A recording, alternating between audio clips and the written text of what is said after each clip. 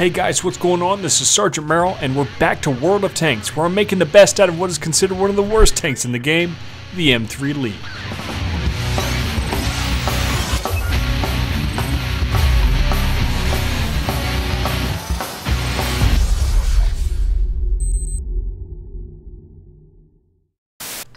Ah yes, we have not seen a World of Tanks video from Sergeant Merrill in a little bit.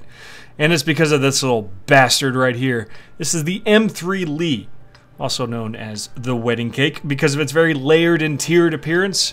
One of the largest silhouettes in this tier, and it's it's a shame because it doesn't have the armor to back it up. So this is a medium tank that does not have the radius of many of the other tanks in its class, which makes it play a lot like the tank destroyers, but it doesn't have the low profile that a tank destroyer has. So it's as if you were getting all of the disadvantages of both classes and very few of the advantages. Now the cannon here does have some significant firepower to it, and you do reload pretty quick. So that is the saving grace, if you can even really call it that, of the M3 Lee. This is like the red-headed stepchild of the American line of tanks. And it's just something you gotta muscle through before you get to some of the better options with the American tanks. So the best way to play it, I'm gonna show you guys right here, and hopefully I get a good gameplay. If I don't, it's just it's giving you a realistic look at what you can expect with this tank, because you're not gonna get great gameplays. If you set yourself up great, the fast reload time and the firepower of this tank can definitely get you into some good situations. See, as we can see, we're going to reload super quick. Now, we were able to take that guy out because he had his side to us, and we would have been able to reload quick enough to really take advantage of that. He was just not in a great spot. But your best bet with this tank is to actually play the support role, and to actually fall in behind your heavy tanks and stuff like that. Get to a situation in which you can lay heavy fire, down range, and limit your exposure. Now, that's kind of a generic piece of advice in World of Tanks. We're not going to be able to see over that. That's always what you want to do. You want to, get in a good position, limit your exposure, and put a hurting on the enemy. But there's almost like an added requirement for you to do that with this tank, because your armor profile just cannot handle the silhouette that it offers, and because of the limited radius of your turret. Don't run into me, dude. Watch where you're going. Watch where you're going. The limited radius of your turret, you really got to play intelligent, and you really got to be the guy that's behind the front line a little bit. Pull in, pick your shots, and take advantage of the fact that you are shooting extremely fast. I didn't get any of those shots off, and I'm kind of hard-pressed as to why. Here we go. And, I mean, you see the reload time on here really gives you some good advantages, but I am an easy target. And in fact, if you're on the front line and there's, you and two other tanks beside you, because you have such a large profile and your armor is so easily penetrated, you're typically gonna get targeted. It's why so many people are frustrated with this tank, and honestly, it all goes back to its real life history. It's why this tank wasn't so successful on the battlefield. All right, let's see if we can't put a hurting on some of these guys right here. I don't want to pull too far forward because, I mean, like I said, look at this. Look at the size of your silhouette. It's humongous. You gotta be careful. And this is really going to capitalize on what's wrong with this tank. I'm going to hide behind his friend's carcass there and hope some of my friends can come help me out. But this tank destroyer that I'm going against has such a low profile. That's not a tank destroyer. Enemy armor is damaged. Yeah, buddy. Penetration. Maybe that was one of his friends. This is the tank destroyer. Such a low profile. That's what a tank destroyer is supposed to be. And here I am, just this big honking piece of metal. So I wanted to take a second to show you kind of like my game plan here. As we can see, the M3 Lee being that red-headed stepchild, being that pain in the ass that if you want to go down the medium to heavy line of tanks, that pain in the ass that you just have to grind through. And as far as the research that I'm doing with this vehicle, I'm going to go toward the M4, and I want to explain why here in a second. And I'm not wasting any experience along the way because I want to get past this thing as soon as possible.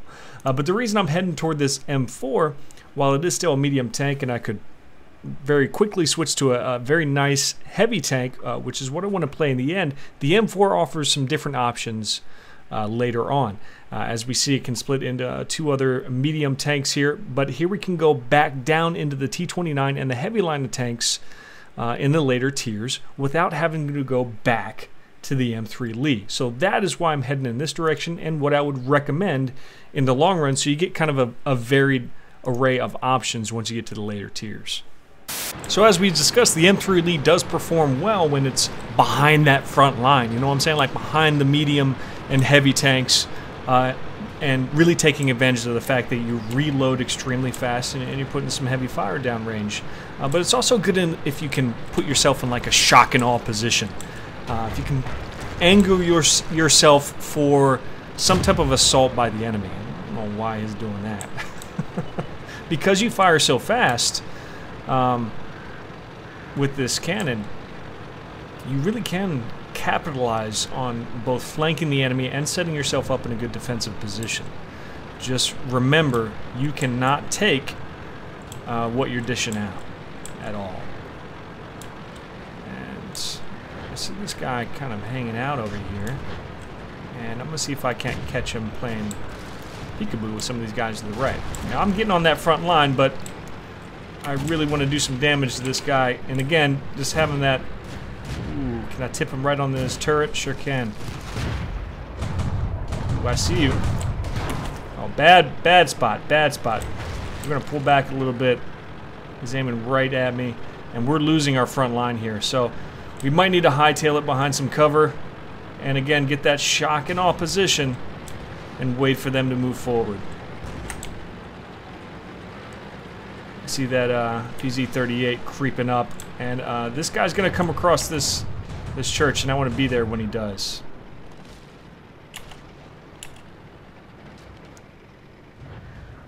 Part of me wants to switch to the high explosive ammunition that I keep in small reserve, try and track him, do some critical hits. Let me bust this wall out of the way.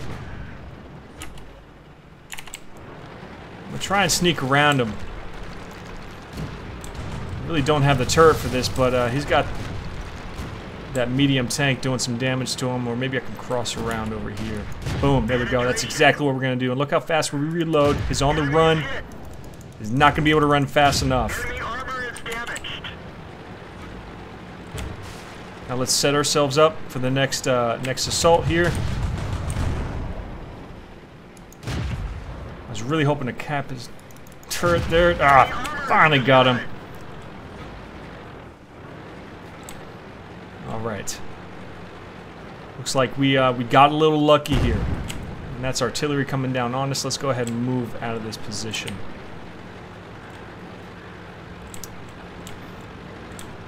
That worked pretty well in our favor despite some of our disadvantages.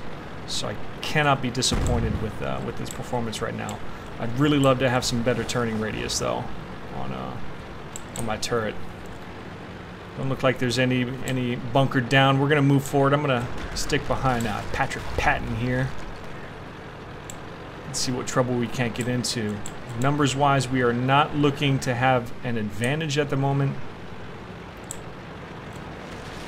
I just want to set myself up to maybe catch themselves in a mistake as they move forward to flush us out.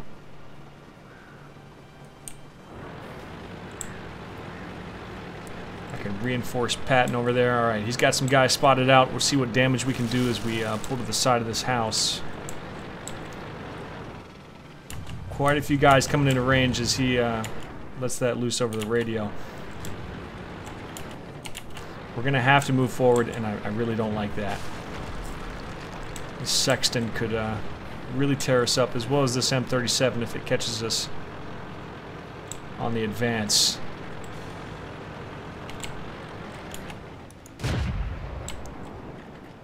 Alright. I'm creeping up on this sexton, but I can't lose focus on this M37. Gonna try and pull behind here. And I want him to take that first shot. Looks like we got some friends coming up from behind. There we go. That's not good. We gotta focus right on that turret. Enemy vehicle destroyed. Got a friend right behind him. We're positioned great to nail some shots into this motherfucker. Enemy is hit. They're knocked out. Woo! And by oh man, by the skin of our teeth, we pulled out of that one. Now we can start capping their base, but I really don't think that's going to be what we want to do here. Caught this guy in a bad angle. Oh, let's get one more shot at him! Woo! Woo! Bet you didn't expect this out of the M3 Lee. Alright, I am not... Oh, I knew it. I was pressing my luck there. Woo! Outstanding performance on that round from the M3 Lee. Way outside of what you would expect given its limitations. Woo! So we're going to try and replicate some of our success from the last round. And I do not want to go inside of the city. Given the limitation on our turret, it's really going to limit us on the engagements and the shots that we can take without turning the entire hull of our tank. And what I'd like to do is creep right along the side here, get a good position, use our camouflage net to our advantage, and see if we can't catch any of these guys coming around the side. Again, that whole shock and awe mentality.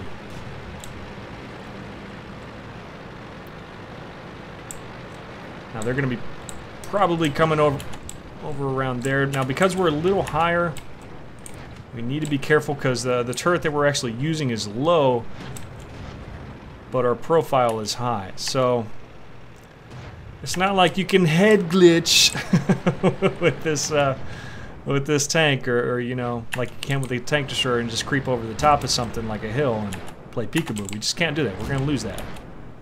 But what we can do is get a good position and just nail them. I mean, you saw it right there in the last round. If you get yourself... Damn it. That came all the way from the right, and that puts us at an extremely bad position. If it's as far right as that felt. This isn't going to give me a lot to work with. Yeah, he's getting an SOS. I can't help you, buddy. And they're coming right this way. We got to be careful. They are pushing fast and hard. We're going to see if we can help support these guys. I don't know if he has a death wish, but they're pushing really fast up here.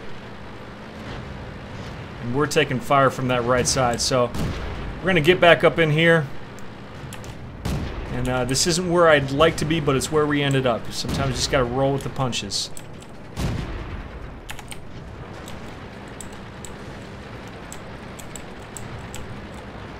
See if we can't set ourselves up right here. He's pulling behind cover. And I'd like to put that final shot on him. Wow. Got him. And some of these tanks are just resilient, but I think I missed that one. And we can actually guard this side of the city or get a really good shot off, but I'm just worried that our flank isn't quite covered just yet. I see our tanks have pushed up there on that left side, so we might have a good opportunity to nail these tanks out here. Let's wait for that accuracy to bump up. He sees me. I'm going to pull back because I cannot handle that. And here we're going to see the disadvantages. I'm extremely limited right now. I have a very weak front armor.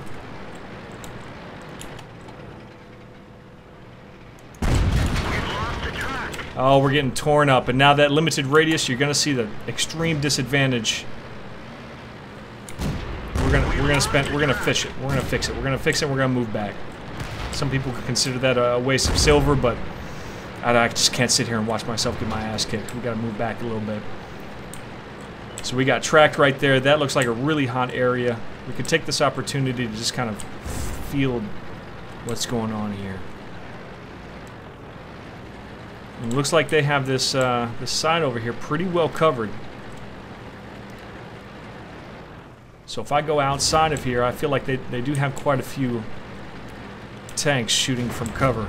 It's just not going to see them before they see me.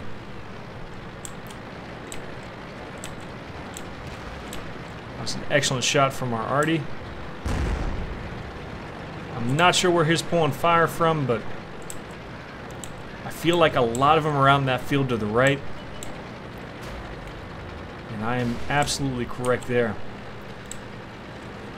So here's what we're going to do. We have some people defending our base. We are going to catch them as they go back to try and defend theirs.